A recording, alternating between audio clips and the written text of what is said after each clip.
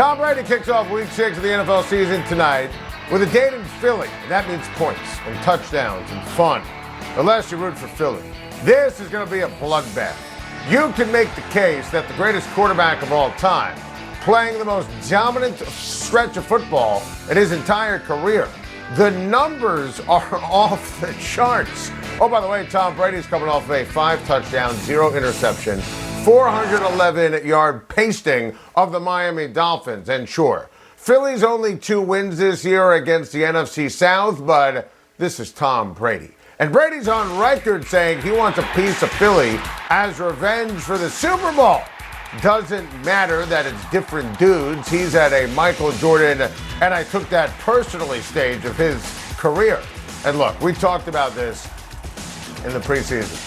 Tom Brady year 2 was always going to be better than year 1 in Tampa, which is obviously scary for everyone else. He knows his weapons. He knows the new offense. And of course, Tom Brady can keep playing at this MVP pace. Age is just a number for Tom Brady. The numbers he puts up every game are astronomical. Tom Brady is going to light Philly on fire tonight. It's go time for Patrick Mahomes and the Chiefs. And with the way the Washington defense has played this year, this date with DC on CBS this weekend feels like a great time to have a get-right kind of game. I think the big key for Patrick is to breathe. He can't try and do too much because obviously he's trying to overcompensate for that KC defense, which has been historically inept. Patrick Mahomes is still Patrick Mahomes. He has to limit what you just saw on the screen. He has to make the possible possible. He has to limit the turnovers. I mean, this is a staggering board right here. And of course, at the end of the day, he's capable of domination and being the best player in the NFL, despite the alarming turnover rate to start the season. So what do I expect? How about a 5-touchdown kind of day for Mahomes? Pinpoint accuracy. Throwing the ball to Tyreek Hill, who needs to actually catch it when it hits him in the hands. Washington's defense has been downright deplorable this season. Travis Kelce's going to have one of those wow ball games. At 2-3, let's be honest here, there's no margin for error for Kansas City, especially against bad teams. They just can't have a hiccup kind of game. And Washington stinks when you look at their defense. The Chiefs aren't good enough on their side of the ball on defense to believe that suddenly they could, bam, turn on the old switch. The competition in the AFC West and the AFC in general, too strong as well. But this feels like a reminder kind of game. Let's not forget that Patrick Mahomes is Patrick Mahomes.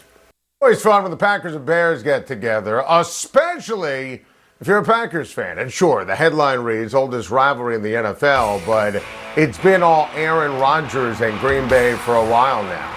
Rodgers is playing sensational ball this season, and let's be honest, he owns the Bears. Packers have won 13 of the last 15 against the Bears. 9 of the last 11 at Soldier Field, the site of this upcoming Sunday's game. Rodgers has thrown 55 touchdowns against Chicago, the most of any opponent in his legendary career. Rodgers hasn't thrown a pick in his last 4 against Chicago. I mean, look at these nuggets of domination and jubilation if you're a Packer fan. 21-5 against Chicago all time. Sure, the Bears defense was great last week. It's facing a piping hot Rodgers with Devontae Adams. My goodness, that's a totally different challenge and a totally different deal. That combo is best in the business. Adams is coming off of arguably best game of his outstanding career. I know the history, but honestly, it's tough to get real fired up about this rivalry when the Bears really have one true owner.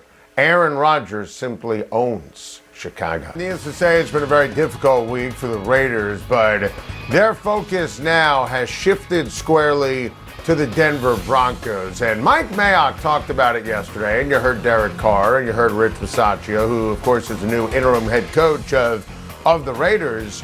They have to focus on football. And as Mayock said, look, to week 6, all the goals for the 3-2 Raiders they laid out before the season, it's all still in front of them. And, you know, this game with the Raiders in Denver coming up this weekend on CBS, Should be one of the best and most competitive games of the entire slate. It's going to be incredible.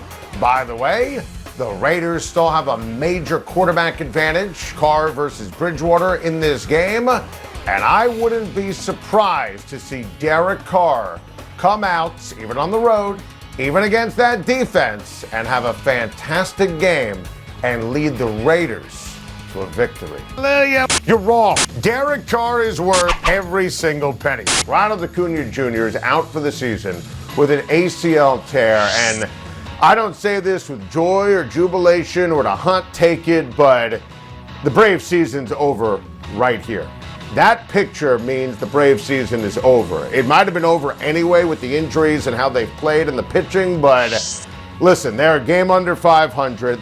It just stinks for baseball. It stinks for the Braves. Acuna Jr. was having an MVP caliber season, one of the best players, brightest faces, brightest young stars, his charisma, his talent. Oh, I love Acuna Jr. That stinks. Awful news yet again. When are the Atlanta sports fans going to get a break? Time to shine. A lot to get off my chest on a Thursday. What an epic throwback Thursday to early July. Monday after the Braves lost Ronald Cuney Jr. over the weekend against Miami. And look, I said the season was over. And here's the truth. I don't regret saying it. I'm thrilled I was wrong, but this run by Atlanta to the NLCS, nothing short of unbelievable. I mean, you saw the standings page there, right? The New York Mets were in first place, 7 games over 500.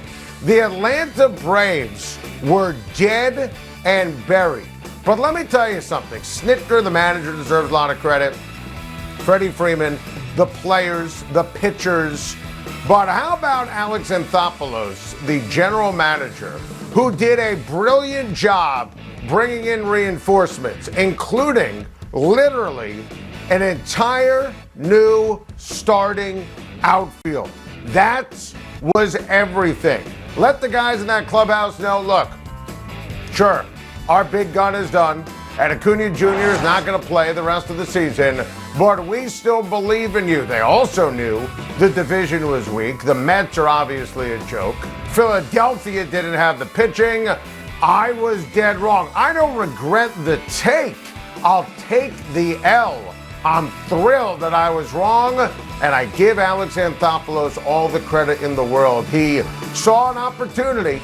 He didn't let Acuna Jr. at the end of the day change the strategy. That's a phenomenal job by the Atlanta organization. What a story. Gotta get this off my chest. Dave Roberts is starting a relief pitcher tonight. Corey Knebel, an opener for Game 5. I mean, the hell is going on here? This is insane. And I know why he's doing it. It's been reported they don't want, one side of the plate, the righty stacked against Urias in Game 5. So Knebel will start, and then Urias comes in. Stop the insanity. Play baseball. This is Game 5. Win or go home. This is it. I mean, stare at these numbers on the screen. Julio Urias has been unbelievable all season. I don't care about stacking righties against Urias. He's going to shut him up and shut him down. And he's been phenomenal in the postseason. I think this is just crazy talk. I think this is just asinine. Now, let me make sure I'm clear. The Dodgers tonight. It better work. Otherwise, Dave Roberts, there's going to be blood on your hands. I still think Trey Turner gets it done. I still think Mookie Betts gets it done. He's a prolific big-time player. I still think that at the end of the day, playoff Justin Turner gets it done. Dodgers are amazing on the road this year. 48-33. And all year, remember, this is such a great night for baseball, right? You got these hated rivals. It goes back to New York. Obviously, for decades now in California, Giants and Dodgers fans, players, management, the manager, the coaching staff, everybody hates each other, right? It's amazing for baseball. I had a Giants fan call my SiriusXM radio show today and say, forgetting the World Series games, and remember, this is the first time the Dodgers and Giants have ever played in the postseason. This is the most excited he's ever been in his life for a baseball game because it's Dodgers-Giants, win or go home, which is awesome.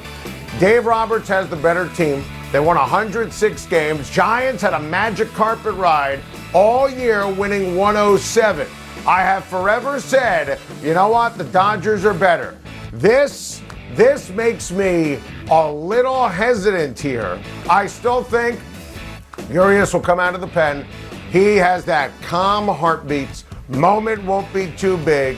I know the game is in San Fran. I don't care. I'm going to pick the Dodgers. Remember, Walker Buehler talked about it after last game. This is a team that's World Series or bust. Still my pick to win the whole thing. You better, Dave Roberts. There's no margin for error when it comes to this team in general, and specifically after you pull this. I despise the opener, hate the opener. You saw what happened with the Tampa Rays against Boston. This better work. Thank you for watching. Please like and subscribe, and don't forget to hit the bell for more videos.